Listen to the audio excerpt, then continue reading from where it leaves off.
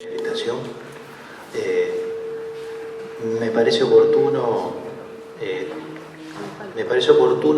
trabajar estos temas de forma colectiva, integrada con la mayor diversidad y amplitud de compañeros, compartiendo experiencias. Lo que yo elegí en realidad para traer es una ínfima parte de la información disponible que hay para discutir el proceso político de los últimos años, que merece ser jerarquizado y ser puesto arriba de la mesa, esencialmente porque venimos asistiendo a un debate político muy chato, con lo que viene a ser, lo que representa, lo que constituye la oposición, que tampoco se puede entender siquiera como un conjunto de un bloque de partidos, sino como bueno, nosotros hemos visto en estos días la imposibilidad o la inviabilidad de esa oposición de constituirse como un proyecto alternativo a lo que viene desarrollando el Frente Amplio, y por suerte, porque también a la luz de los datos que el Uruguay ha empezado a construir con firmeza desde 2005,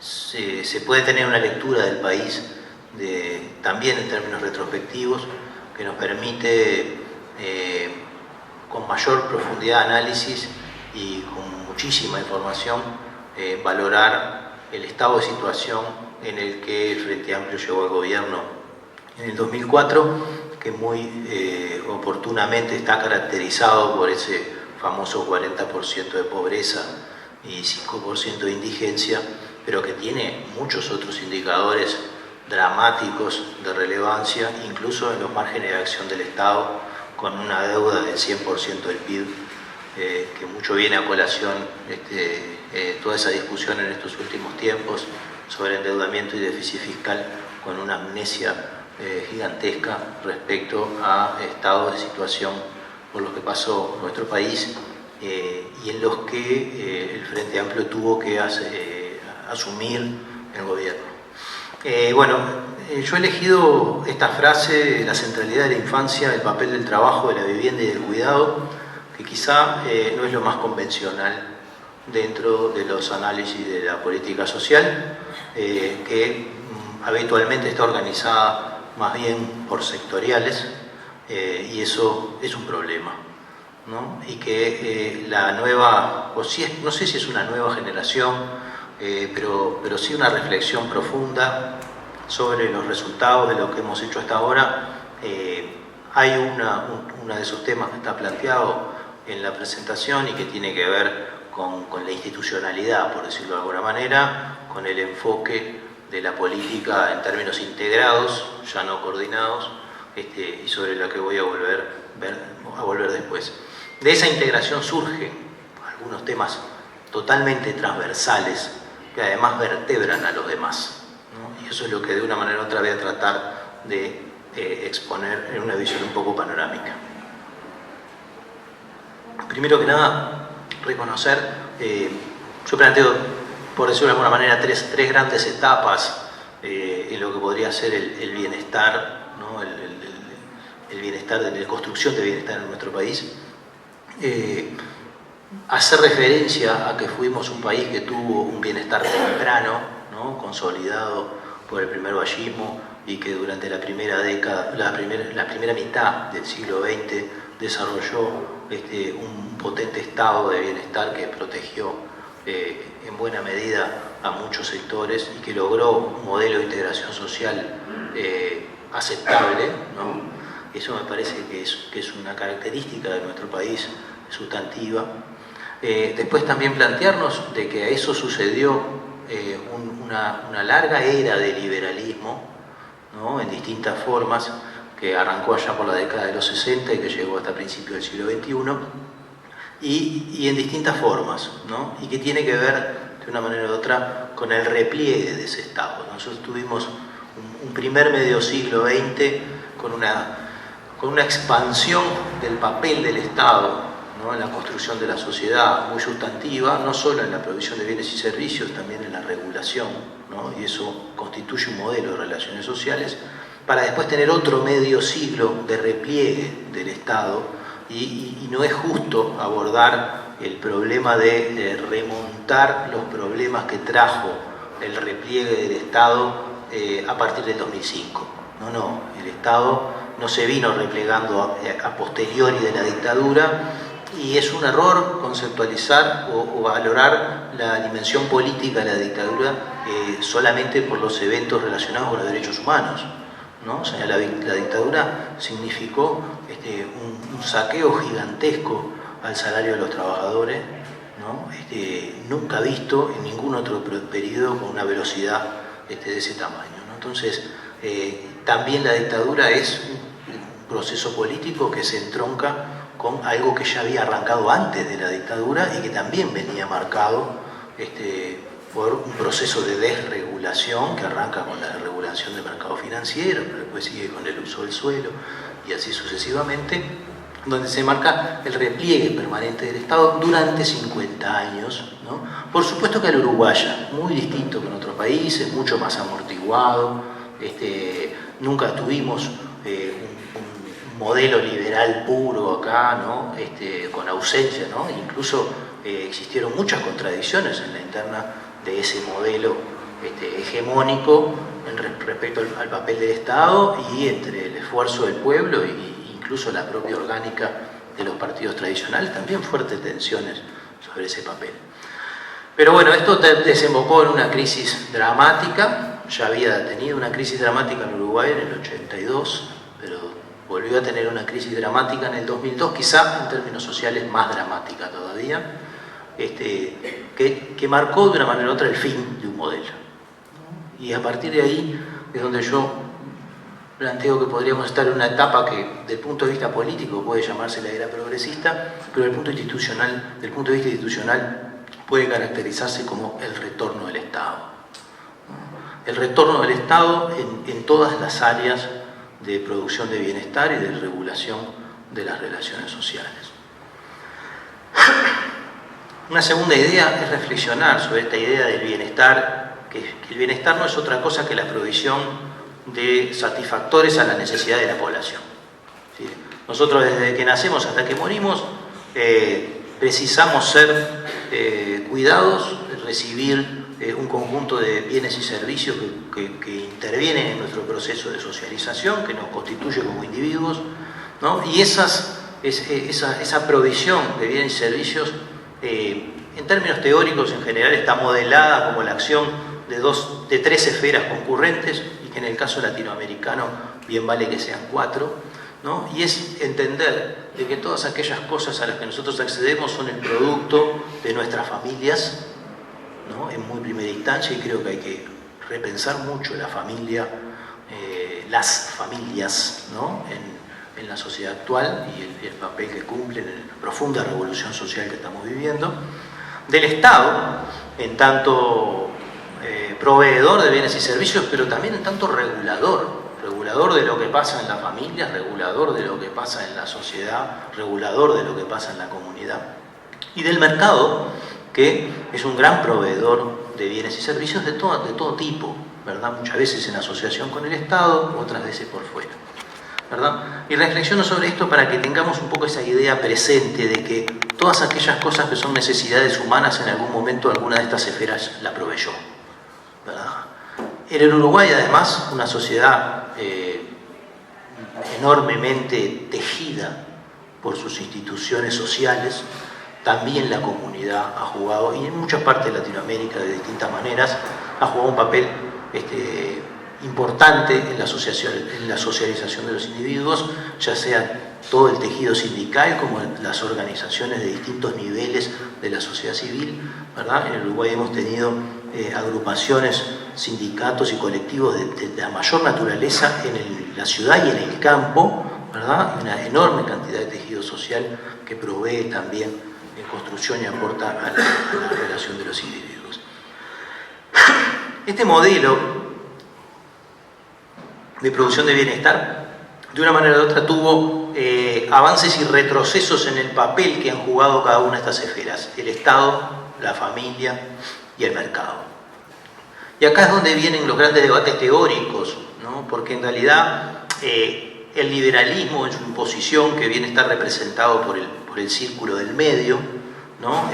Lo que yo hice acá fue representar en estos tres círculos, yo no sé si los ven con más o menos claridad, lo que me interesa ahí es representar de que la provisión de bienestar está constituida por los aportes del mercado, la familia y el Estado, pero siempre existieron en todos los modelos sociales espacios vacíos, espacios no cubiertos por la provisión de bienestar, y que es lo que constituyen esencialmente los riesgos sociales y las vulnerabilidades, ¿no?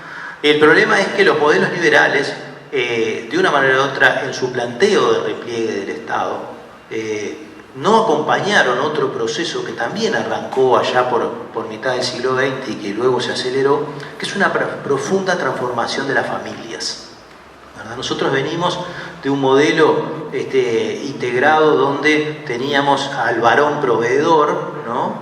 Un proveedor por hogar que satisfacía las necesidades de ingresos de las familias, estamos hablando de nuestros abuelos, ¿no? Donde la mujer prácticamente no trabajaba o casualmente trabajaba, o la mayoría de las mujeres no trabajaban, a un modelo que empezó, a un modelo de mercado que empezó de una manera u otra a demandar mucha más mano de obra, ¿no? Y la cantidad de horas hogar, ¿no? Que teníamos para el cuidado de hijos y abuelos, ¿no? Más allá de la cuestión de género, que obviamente está profundamente enraizada en todo esto, ¿no? Y que recién a finales del siglo XX empieza a visibilizarse, ¿no? Pero de una manera o de otra teníamos una calidad y una cantidad de trabajo doméstico nunca reconocido y no remunerado, ¿verdad?, adentro de los hogares, que empezó a hacerse ausente. Y lo que pasó en ese proceso no fue que el Estado acompañó el proceso de desfamiliarización del trabajo doméstico, sino que se replegó junto con él y dejó abandonado a la idea de que el mercado iba a proveer las soluciones que se precisaban para cubrir las necesidades de las personas, y esa es una gran promesa incumplida y es la gran falla del modelo liberal, porque en realidad el Estado provee, sí, efectivamente esas soluciones, pero solo para algunos estratos donde la tasa de ganancia lo justifica. Y en el resto no se desempeña porque no tiene rendimientos, ¿verdad? Y especialmente en sociedades que no son ricas. Por lo tanto, a posteriori de eso volvemos a esto, al retorno del Estado, que es el último círculo, y con un gran signo de pregunta, porque nosotros también tenemos que hacernos una gran pregunta al respecto, ¿no? Porque también tenemos una gran encrucijada con el papel del Estado en los procesos de socialización de los individuos, y en qué medida vamos a seguir procesando el traspaso de las responsabilidades de lo que produce la sociedad simplemente al Estado, para que el Estado se encargue hipotéticamente de gestionar todos los riesgos sociales que existen. Y ahí tenemos las cárceles llenas de gente, los problemas que tenemos en situación de calle y un montón de individuos expulsados de la sociedad por sus propias familias, por sus problemas vinculares naturales y por la creciente violencia en la que viven nuestras sociedades de mercado. Entonces, por eso hay un signo de pregunta. Este signo de pregunta acompaña a que efectivamente en este retorno del Estado hubo un crecimiento muy significativo del apoyo del Estado al desarrollo del bienestar, pero hay que preguntarse hasta dónde tiene que seguir el Estado expandiéndose en eso, ¿verdad? Y en qué dimensiones.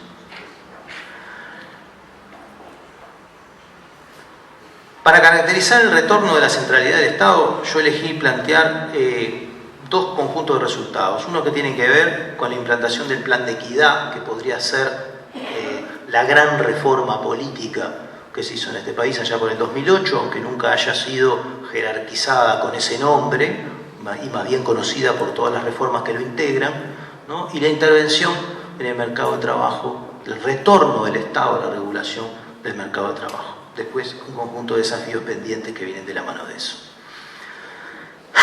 Voy a empezar por lo segundo. El mercado de trabajo es el distribuidor primario de ingresos, ¿no? La intervención en el mercado de los ingresos laborales es de lo que vive la enorme mayoría de la población.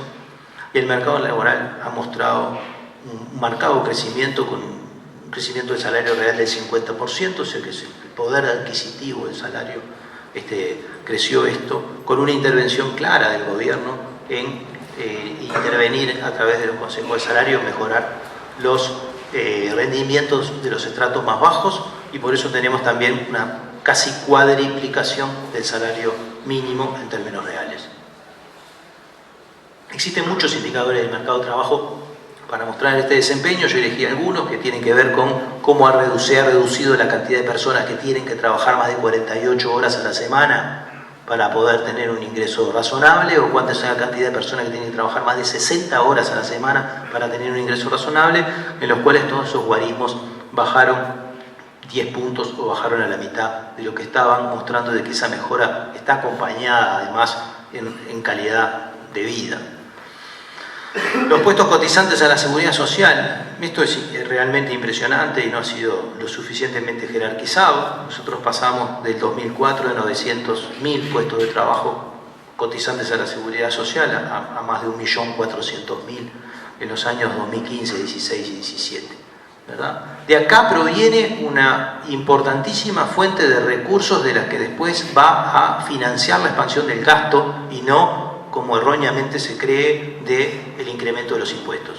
¿Sí? El incremento de los impuestos obviamente financia parte del gasto, y los impuestos fueron incrementados, pero también el proceso de formalización de la actividad laboral tuvo un desempeño sustantivo en la posibilidad de incrementar ingresos. Y ahora vamos al componente de las reformas estructurales, ¿no? Estamos hablando de que el plan de equidad es el conjunto de la reforma tributaria, la reforma de la salud, un conjunto de políticas de empleo, la reforma de la institucionalidad de la vivienda, la expansión y fortalecimiento de la educación, el Plan Nacional de Igualdad de Oportunidades y Derechos. Esas son todas reformas estructurales de mediano y largo plazo, ¿no? Que no pueden ser juzgadas por su rendimiento inmediato, sino que hay que verlas en el desempeño en el tiempo, y por eso hay que justipreciarlas a la larga, ¿verdad?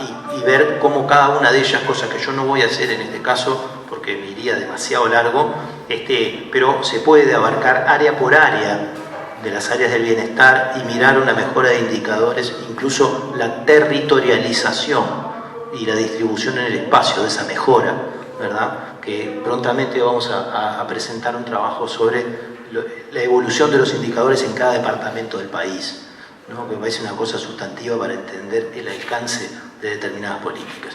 Y por el otro lado, un componente específico de la red de protección social, que es lo que tiene que ver con las políticas focalizadas, lo que se identifica como la red de asistencia e integración social, las políticas para los estratos más vulnerables, que también tienen una gama distinta de intervenciones, que tienen que ver con transferencias monetarias, seguridad alimentaria, problemas, expansión de la cobertura en infancia, trabajo protegido, cooperativas sociales, emprendimientos, promoción e inclusión social y atención a la discapacidad. Todos temas importantes de entender, identificados y justipreciados entre los 2 y 3 primeros gobiernos del Frente Amplio, porque muchos de estos temas eran desconocidos en su verdadera magnitud en el país.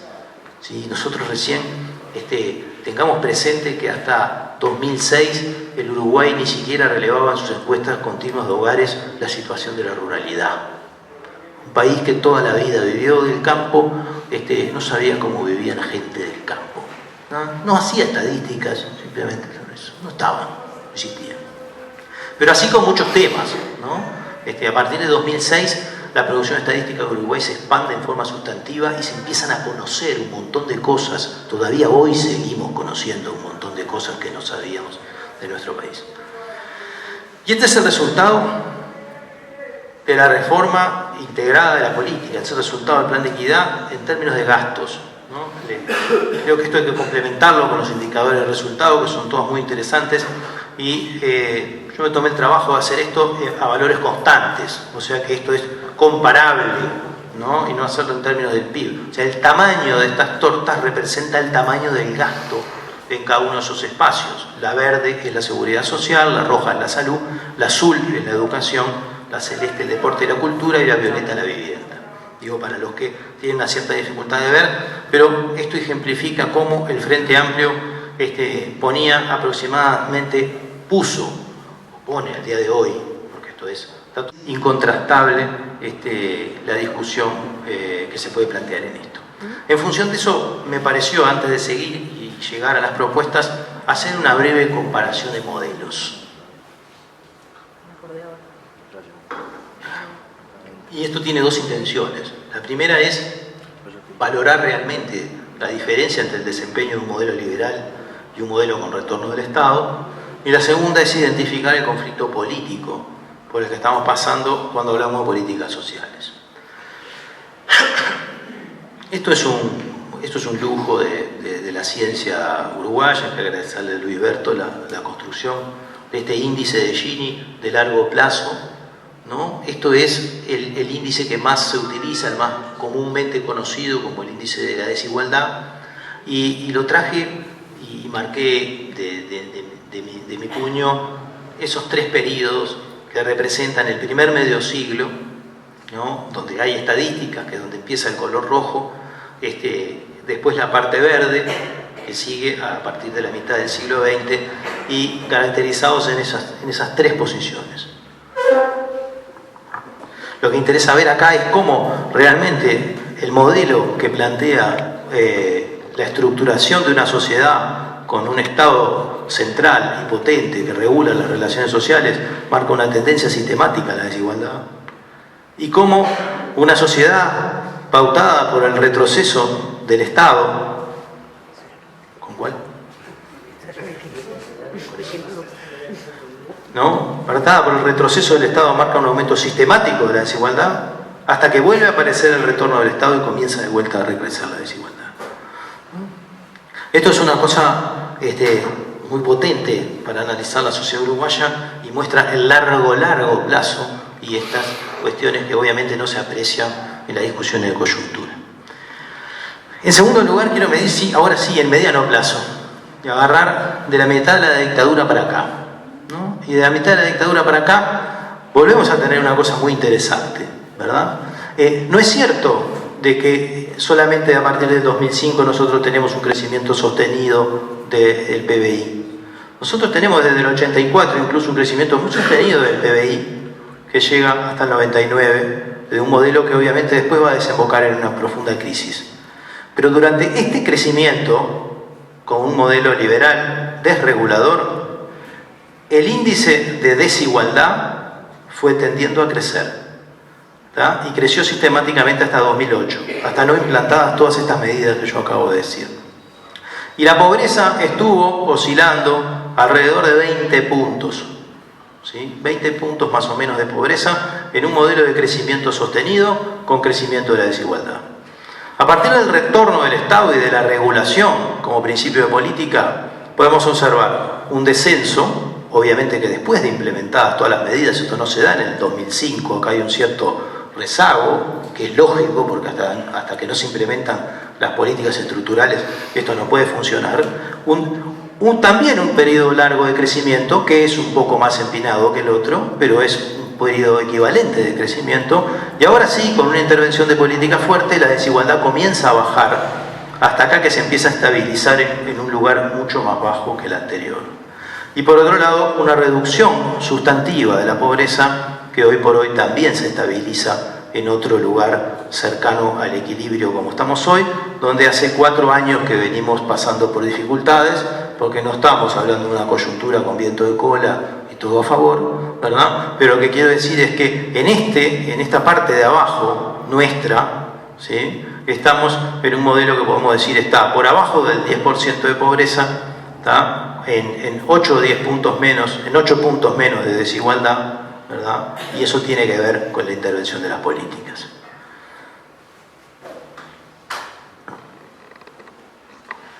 Y yo creo que es una de las cosas más interesantes que el Frente Amplio tendría que salir a definir, que es otra parte del cambio estructural. El cambio estructural está en esto, en un proceso de crecimiento, se logra bajar la desigualdad a otro nivel de equilibrio mucho más bajo, se logra bajar la pobreza a un modelo de equilibrio mucho más bajo, y todo eso no tiene mucho que ver con lo que escuchamos todos los días, y por eso arrancamos con esos videitos del problema de las transferencias monetarias a los estratos bajos, ¿no? Lo que nosotros pasamos y donde hay un cambio estructural, los economistas les gusta mucho hablar del cambio estructural, ¿verdad? A mí me gusta hablar del cambio estructural en las cuestiones sociales, ¿no? Esto es un cambio estructural en el modelo. El nivel de empleo sufrió un cambio estructural enorme, ¿no? Y esto no ha sido justipreciado y es el centro del modelo de desarrollo del Frente Amplio. El modelo de desarrollo del Frente Amplio se basa en la regulación del Estado que logró producir, entre otras cosas, a partir también de una gestión mucho más profesional de la economía, un nuevo equilibrio en mucha menor pobreza, en menor desigualdad y que en el fondo se explica por este cambio estructural en el nivel de empleo, ¿verdad? Entonces me parecía que antes de ir a cualquier cosa relacionada con las propuestas, valía la pena hacer hincapié en este problema del rendimiento de los modelos, ¿no? Y basado no solamente en datos de algún año u otro, sino en estudio de las trayectorias de mediano y largo plazo. Es por esto que yo digo que el problema de las políticas sociales como problema político es un problema inventado. El problema de las políticas sociales y el problema del MIDES, ¿sí? Con todas las críticas que podamos merecer quienes dirigimos la institución, que eso bienvenidas sean, porque en realidad los que hace muchos años que trabajamos en esto debemos haber cometido montones de errores y tenemos muchas cosas para aprender. Pero el centro de la política no está ahí. El centro del debate no está ahí. La encrucijada entre estos modelos no está ahí. El presupuesto del MIDES, incluyendo la tarjeta, más las asignaciones familiares que provee el BPS, más el INDA que fue absorbido por el MIDES, no llega a 1% del PIB. ¿Sí? Las exoneraciones fiscales para hacer funcionar nuestra economía superan los 6 puntos del PIB. ¿Sí? Los refuerzos de la seguridad social, y digo los refuerzos, ¿no? Los refuerzos de la seguridad social son aquello que es necesario transmitir en forma periódica a la seguridad social para que pueda cubrir sus obligaciones con las transferencias a los adultos mayores, ¿no? Tienen más de un 2% del PIB de refuerzo permanente, pero ojo que esto está lejos de que se pueda pensar de que la seguridad social, el modelo de seguridad social nuestro es que los pasivos son sostenidos por los activos. No. Ya cuando vamos a sostener a los pasivos sin refuerzo, ya estamos pasando un conjunto punto del PIB que vienen por definiciones votadas, ¿no? en nuestro Parlamento como un refuerzo estructural permanente al aporte de los activos para poder sostener la seguridad social, ¿no? O sea que estos dos puntos es lo que además nos falta, ¿no? Por arriba de esas leyes, ¿no? Entonces, por un lado tenemos que estar contentos de que vivimos en un país donde nuestros viejos no están tirados en la calle, y eso pasa mucho en Latinoamérica, ¿verdad? Y pasa mucho en los países que no se han dedicado a tener una buena cobertura de seguridad social. Eso tiene que ser un orgullo nacional. Pero por el otro lado, lo que no es justo es que después estemos despreciando a otros sectores de la población, donde además en general están mucha cantidad de niños, ¿no? Por magras transferencias que hacemos mensualmente, que no dan para mucho más que mejorar un poco la alimentación y el funcionamiento familiar. Entonces, estos datos que están acá no pretenden tener un juicio de valor sobre nada, simplemente pretenden mostrar el orden de magnitud de las cosas. Esta discusión no es por el 1% del PIB. El conflicto entre estos dos modelos no es por el 2% del PIB. El conflicto de estos dos modelos es por esto. Es porque la masa salarial del 2004 al 2017 creció 10 puntos del PIB. El porcentaje del Producto Bruto Interno que fue a parar al bolsillo de los trabajadores creció 10 puntos del PIB. Y esto tiene que ver con la regulación del mercado de trabajo. No los 10 puntos, porque veníamos de una crisis. Veníamos de una crisis donde el sector trabajador había sido fuertemente golpeado. Pero sí varios de esos puntos, ¿sí? Y esto tiene que ver con el Estado regulador, con la presencia del Estado en la regulación del mercado de trabajo. ¿Tá? Y por algo miremos a la Argentina y el Brasil qué está pasando, no con las transferencias monetarias, no pasó nada con las transferencias monetarias. Es mentira lo de las transferencias monetarias. Miremos lo que pasa con el mercado de trabajo. Ahí está la encrucijada entre los dos modelos. Ese es el pedazo de la torta por el que viene el modelo conservador. No viene por las transferencias. Puede venir, sí, por supuesto que en la volada va, la motosierra no es una herramienta de precisión, ¿no? Corta y cuando corta, vaya a saber que corta, ¿verdad? O los shock de austeridad, no sé cómo se llaman ahora, eufemismos de motosierra que vivimos hoy. Pero vienen por esto, no por lo otro. Por eso digo, el problema de las políticas sociales es un problema inventado. Las políticas sociales tienen un montón de problemas, sobre lo que voy a hablar ahora. Pero el problema político, el problema social, eso es un invento. ¿Ah? Y eso me parece que es sustantivo para desarrollar nuestra campaña política. Bien, ahora voy a entrar en la parte que tiene que ver con reconocer algunos aprendizajes que hemos hecho sobre política social y tirar algunas propuestas para discutir. No sé si esto se ve del fondo, pero de una manera u otra acá hay representados dos círculos, uno en naranja y uno en celeste. El círculo naranja es el que contiene en general a las personas que son beneficiarias de las políticas focalizadas, de las políticas para los sectores vulnerables que tiene la matriz de protección uruguaya, ¿verdad? Y el círculo celeste es el resto de la sociedad, lo que yo le digo la sociedad integrada. Que hemos analizado después de evaluar durante 10 años un montón de procesos y políticas y programas. Bueno, lo que hemos visto es que la salida de la pobreza, como decíamos hoy, está principalmente explicada por el mercado de trabajo y que las personas que realmente gozan, son beneficiarias, ¿sí?, de ciertos programas de asistencia y promoción social y enganchan en el mercado de trabajo, entonces realmente ascienden y se integran, ¿no? La integración social está mediada esencialmente por el mercado de trabajo y cuando el mercado de trabajo no está, vuelven hacia este círculo y nos volvemos a quedar más o menos en el mismo lugar. Por eso decimos, si no hay trabajo, no hay integración social sostenible. Y esto no es una novedad. Esto en las ciencias sociales es algo conocido. Lo que tiene que ser una novedad es qué enfoque le damos al problema del trabajo. Que eso es lo que quiero hablar después. El segundo problema que tenemos es que cuando miramos la reducción de la pobreza, ya sea en forma multidimensional o en forma monetaria, encontramos en el azul es el 2006, en el rojo es en el 2017 y cada par de columnas son los tramos de edad. Los más jóvenes de 0 a 17, de 18 a 29, de 30 a 64 y de más de 65. ¿Verdad? ¿Qué pasa? Miremos lo rojo, que es donde ya intervino la política, seguimos teniendo muchos más pobres entre los niños que en el resto de la población. Así que tenemos un problema, seguimos teniendo el mismo problema de infantilización de la pobreza en términos relativos que teníamos antes, y esto también tiene que ser un dato. El mercado de trabajo es un dato para la política social y la infantilización de la pobreza es otro dato para pensar políticas sociales. Bien, la reproducción intergeneracional de la pobreza. ¿Cómo intervenir?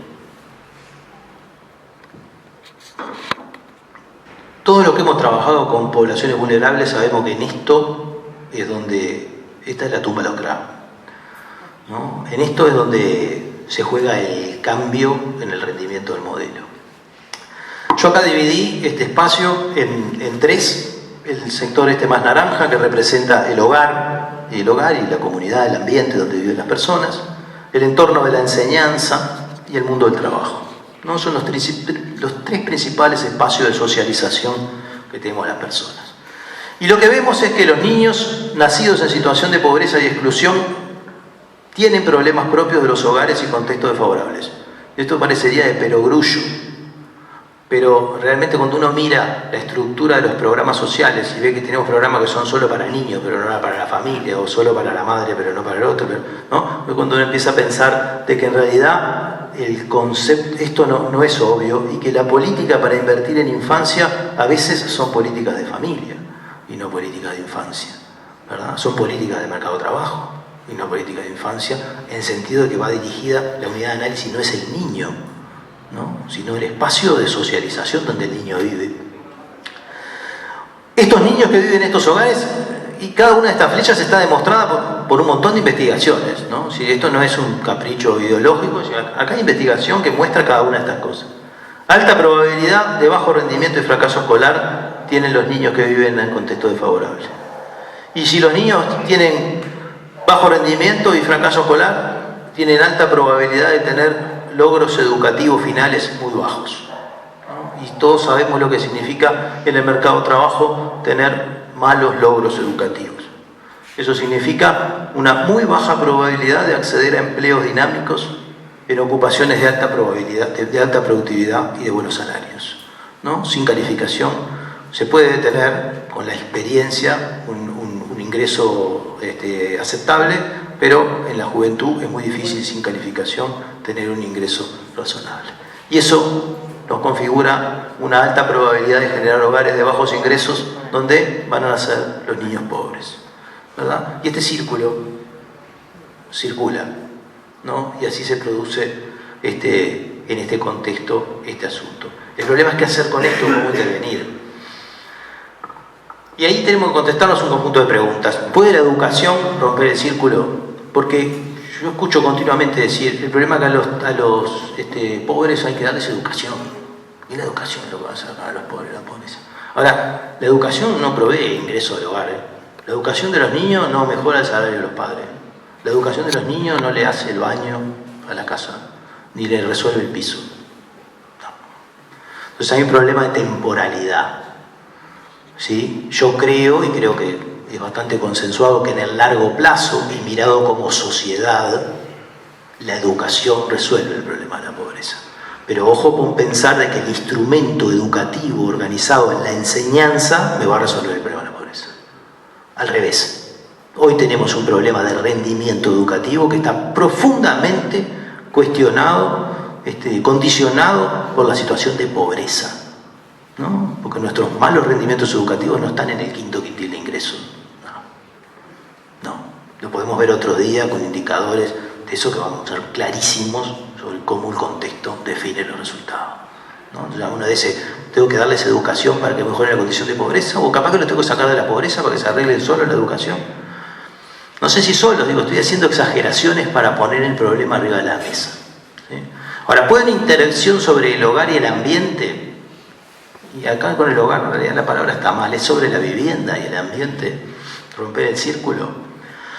Tenemos, lamentablemente, la experiencia de evaluar muchos programas de vivienda que no han sido debidamente acompañados y muchos resultados de grandes inversiones de dinero que no han cambiado la condición social de las personas. La vivienda sola no cambia la condición social de las personas. ¿Puede el mercado de trabajo romper el círculo? Y bueno, probablemente el mercado de trabajo operando en una vivienda absolutamente insalubre y tenga rendimiento dificultoso, tenga grandes dificultades en rendimiento.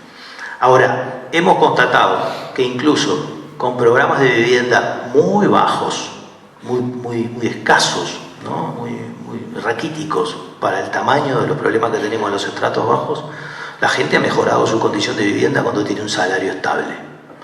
Y eso se lo proveyó el mercado de trabajo. Entonces, la hipótesis de que el mercado de trabajo es uno de los condicionantes principales o uno de los instrumentos principales para empezar a romper este círculo, que obviamente tiene que ser acompañado, y por eso el título de la presentación incluía trabajo y vivienda y cuidado, podría plantearnos de que si bien tiene un problema de suficiencia, solo con el mercado de trabajo no hay. El mercado de trabajo hay que considerarlo como una política social, ¿no? Tenemos que tener una política social que piense el mercado de trabajo. Es más, tenemos que tener una política social que no piense, que le saque la palabra mercado al asunto de trabajo, ¿sí?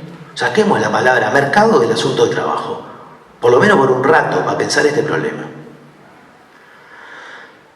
Bueno, esto es para los que tienen trayectoria institucional, capaz que un poco aburrido, así que voy a ir rápido. Para los que no tienen trayectoria institucional, creo que los problemas reales de la política social, no los problemas inventados como lo que vimos recién, son otros. es que realmente precisamos un diseño por problemas, de los problemas sociales, o sea, de las políticas para los problemas, y esto es muy teórico, pero ahí está cada uno. La asignación tiene que ser para que el resultado sea universal y no para que la oportunidad, esta es la famosa discusión de la igualdad de oportunidades, que es una estafa la igualdad de oportunidades. ¿No? La igualdad de oportunidades es a gente que no tiene con qué agarrarlas. No, o sea, si nosotros no ponemos un poco la perspectiva, yo sé que hay gente que ha sofisticado esta idea de las oportunidades y lo plantea de otra manera mucho más equitativa, pero si nosotros no sofisticamos este pensamiento, ¿no? Hay políticas que para distintos sectores de la población precisan instrumentos distintos, ni siquiera pueden ir por el mismo instrumento. ¿Tá? Incluso me animo a meterme hasta con las sectoriales más pesadas, para que uno dice esto y cuando agarra, ya voy afuera preciso un guardaespaldas, pero sí, en serio, porque hasta la escuela pública podemos pensarla así, decir, es la misma escuela aquí o allá, y ¿no? Entonces, para un rendimiento universal preciso tener una elaboración proporcional al problema que tengo, ¿tá? Donde realmente haya otra potencia. Y después, el problema de la intervención. Nosotros tenemos programas que intervienen en el individuo, la mayoría, y los sistemas informáticos ayudan mucho a intervenir en el individuo y olvidarse del resto, ¿tá? Precisamos hacer una revolución, estamos haciendo una revolución en los procesos de información. Los políticos no nos dan pelota con esto, lo digo muy claramente, ¿tá? No sé cuántos ministros realmente se sientan a pensar el problema de la información como un asunto estratégico en el diseño y en el funcionamiento de la política.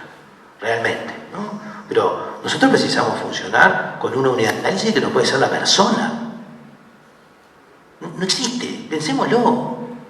¿No? O sea, la mínima unidad de análisis, la persona es una unidad de análisis, y especialmente dentro de muchas políticas institucionales. Pero el hogar es una unidad de análisis obvia para la intervención. Y la comunidad que se inserta en un territorio es una unidad de análisis obvia para una intervención.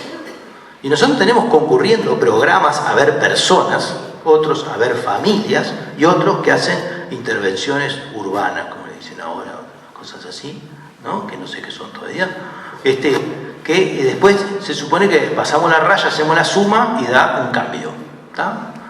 No fue pensado por problemas, no fue presupuestado en las instituciones por el problema al que tenían que atender, y después tienen que darle el resultado, ¿no? Y hay que hacer malabares a ver qué fue lo que pasó. Entonces, claro, cuando nosotros pensamos así, lo que concurre adentro de la intervención son todas las sectoriales, porque hay para todos, acá hay para todos.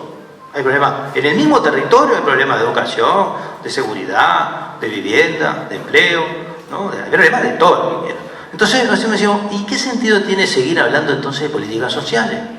¿Por qué no damos vuelta a la palabra y empezamos a hablar de la dimensión social de la política? Que es de lo que nunca tendríamos que haber dejado de hablar. Porque ¿para qué hacemos política? ¿Para qué hacemos política si no es para vivir en una sociedad mejor? ¿No? Parecería bastante razonable. Sin embargo, circunscribimos, es un asunto de gente que estudia cosas rebuscadas, que son las cuestiones sociales, y que se meten en instituciones que hacen ni coordinan, ni articulan, ni bueno, todo eso que muchísimas horas las políticas. Entonces hay que cambiar el chip, y por eso creo que hay que pensar, no sé si es una nueva generación de políticas sociales, pero hay elementos de sobra para pensar de vuelta. Y bueno, y en función ya termino, y quiero tirar 4 ideas porque jodí mucho con el tema del empleo, y me parece que es fundamental buscar yacimientos de empleo, reservorios de empleo, como se le quiera llamar, en esta sociedad, y que obviamente no van en el modelo del mercado, ¿no? El mercado a estas cosas no le dio pelota, ¿sí? El empleo y la vivienda como estructuradores de la integración social. Bueno, yo creo que nosotros tenemos una deuda sustantiva con la vivienda para los estratos bajos, y que deberíamos arrancar en la construcción de viviendas sociales y populares en entornos urbanísticos, y en el mantenimiento y funcionamiento de los servicios sociales. Porque no podemos seguir haciendo plazas que después le tenemos que pedir por favor a los vecinos que vengan a hacer algo en la plaza, ¿sí? Tenemos que hacer cosas que funcionen, y el funcionamiento hay que costearlo, ¿no? Porque si yo abro un boliche, no puedo pensar que la gente venga y se atienda sola, ¿no? Bueno, esto es lo mismo. Entonces, el funcionamiento de los espacios urbanos hay que problematizarlo, tiene que integrar a la comunidad, pero tiene que pensarse el funcionamiento y presupuestarse el funcionamiento, ¿sí? Y los servicios sociales hay que expandirlos.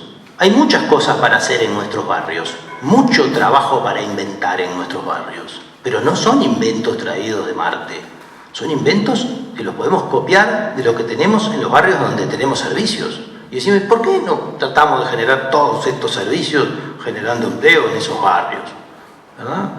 Y ojo que aunque no es cierto que todas estas cosas son inflar sustantivamente el presupuesto sin generar valor. No, hay generación de valor en muchas de estas cosas. En meterse realmente en una cadena, en reelaborar la cadena de la madera para producir otro grado de valor en el producto final, es agregar valor.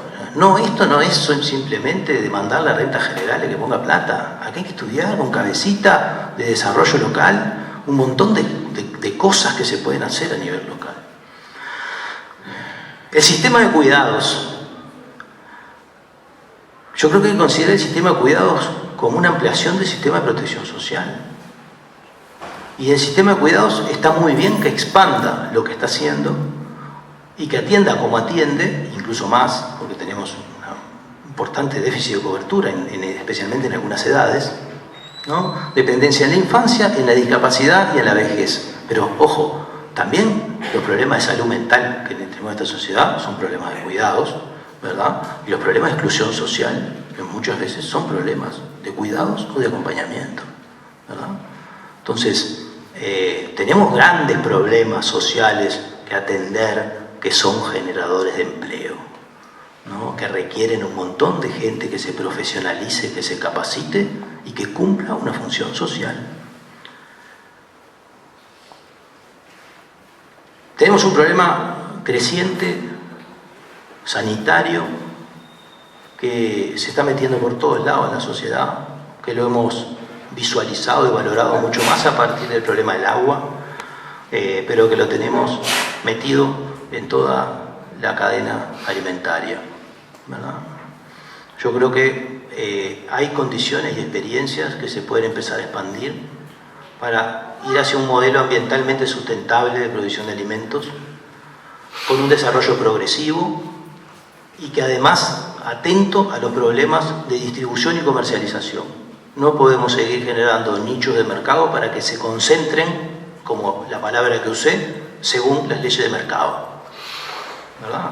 Tenemos grandes iniciativas capitalistas que generan apps para aprovechar los recursos logísticos de toda la población y tenemos a buena parte de nuestros estratos bajos hinchando una bicicleta con una caja de plástico atrás, haciendo mandado de todo tipo. ¿Y por qué nosotros no tenemos una app para distribuir alimentos orgánicos y frescos que hagan nuestros productores en las casas de todos nosotros de otra manera, ¿verdad? ¿Por qué no invertimos en el desarrollo tecnológico para este propósito? Porque esto además lo vamos a cobrar en salud. Lo vamos a cobrar en salud porque cada día comemos peor y cada día tenemos más problemas vinculados a la mala alimentación que tenemos.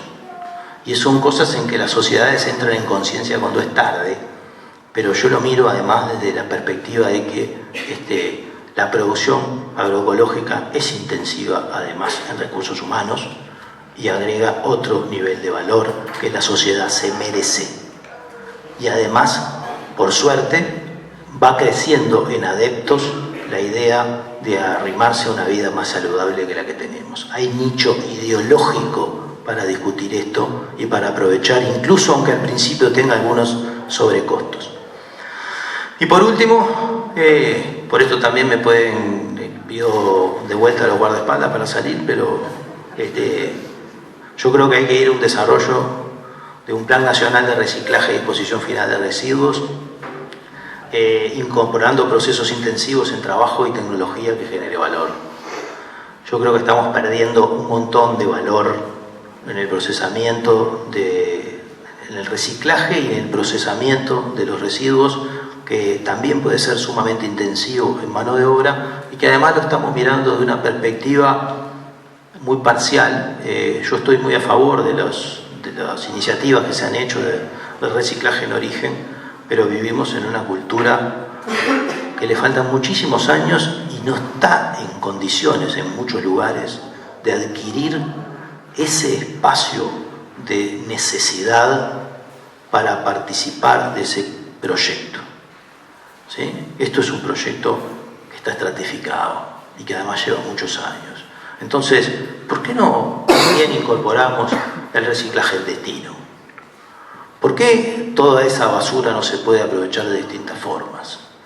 ¿Por qué no invertimos tecnología para hacer ese procesamiento y abrimos un enorme espacio de mano de obra para trabajar en buenas condiciones y no en las condiciones? Porque cuando uno no hace esto, lo hace el mercado.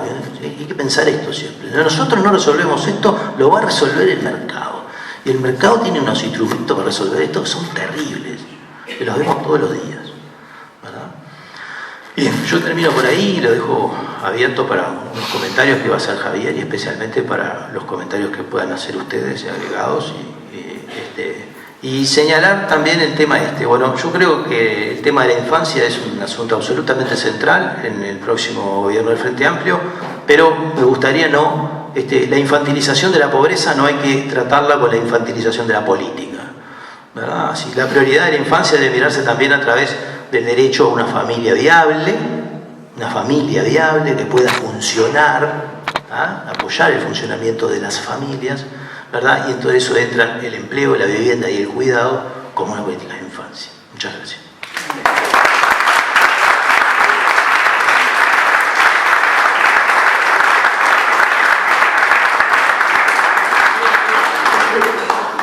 Bueno, muy brevemente, porque obviamente las cosas que tira Juan generan la tentación de hacer muchos comentarios, pero uno ha aprendido a resistir algunas tentaciones, no todas, pero esta por lo menos sí.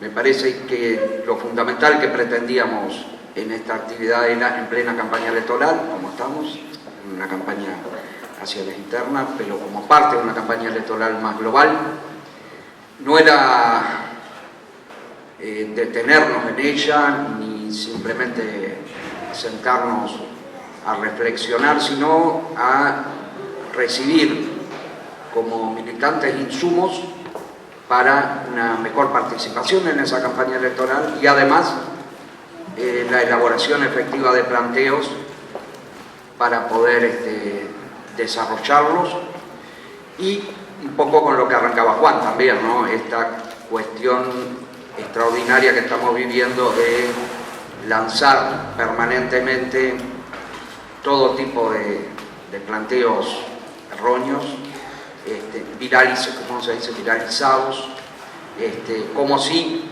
tuvieran un dejo de verdad. Por lo tanto, nos parece que la información es vital, pero también nos parecen absolutamente vitales los planteos en la línea de desarrollo. Juan ha planteado muchísimas cosas, ha planteado datos, pasó rápidamente por una cuestión que hemos discutido muchísimo con él, que es el tema de la dimensión institucional y la forma en que se organiza el Estado uruguayo para este tipo de cosas, y al final, además del análisis y la propuesta, deja algunas propuestas muy concretas, también obviamente fundamental, que es el de la cuestión de los 300.000 empleos creados,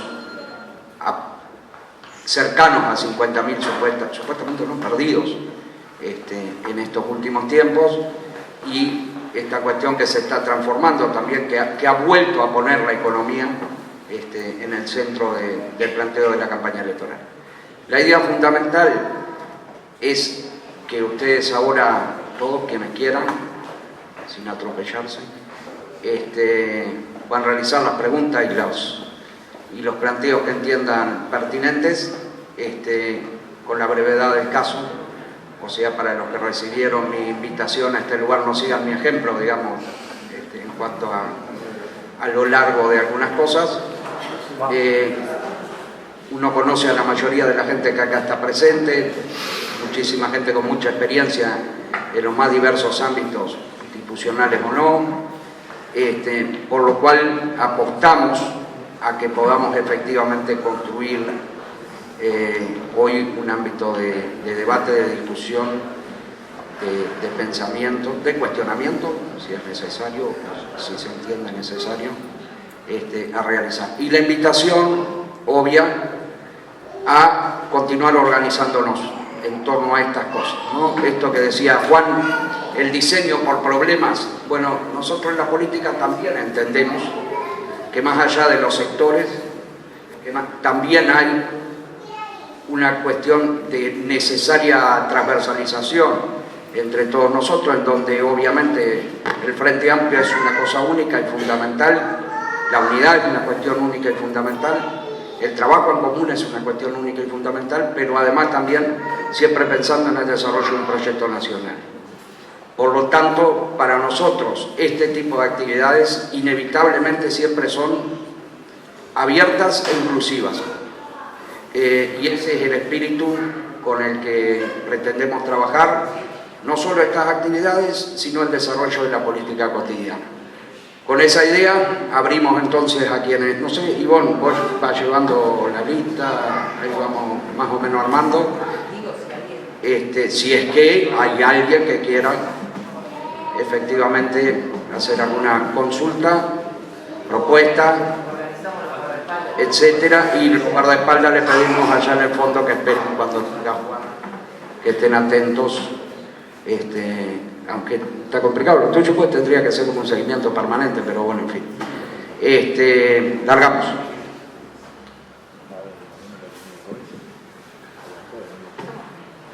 Allá al fondo, mirá. Y después Ricardo. Se va, no, estaba saludando. Ricardo. No, muy breve, quiero saludar al informe, a felicitar al compañero, creo que es un aporte sustantivo y que abre nuevos caminos. Venimos transitando, haciendo un largo camino, haciendo un gran esfuerzo, y me parece que hay tanto en la evaluación del camino recorrido como las puertas que abre, me parece que son realmente aportes mayores. Quería decir eso, no quiero hacer otro comentario. La demanda, la convocatoria a dar vuelta a lo de las políticas sociales, dar la dimensión y centrarnos en la dimensión social de la política, me parece que marca los nuevos rumbos de nuestra fuerza política. Nada más.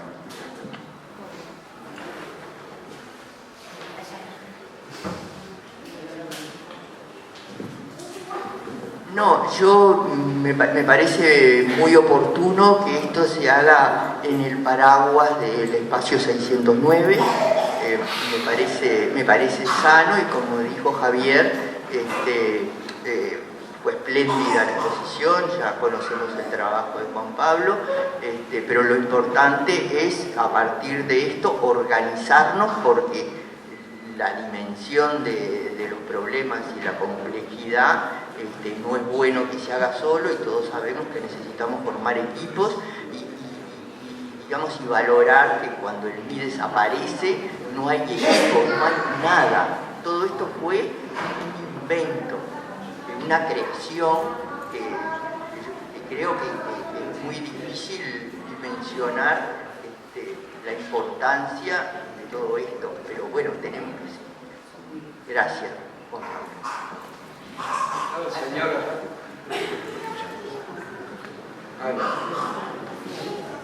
Bueno, en primer lugar felicito a los organizadores, agradezco al compañero Juan Pablo los grandes aportes hechos. Una pequeña reflexión. Yo creo que tenemos que estar muy conformes con todo lo que se ha logrado en estos periodos de gobierno del Frente Amplio. Muy conformes. Pero no podemos ser conformistas. Me parece que este problema de la desigualdad social es el problema número 1 del Uruguay, yo creo que del mundo. Y creo que no lo estamos encarando bien, porque esto requiere una atención integral, permanente, universal. Y me parece que la clave del asunto es la siguiente. El ser humano necesita hoy por lo menos 3 cosas desde que nace hasta que muere.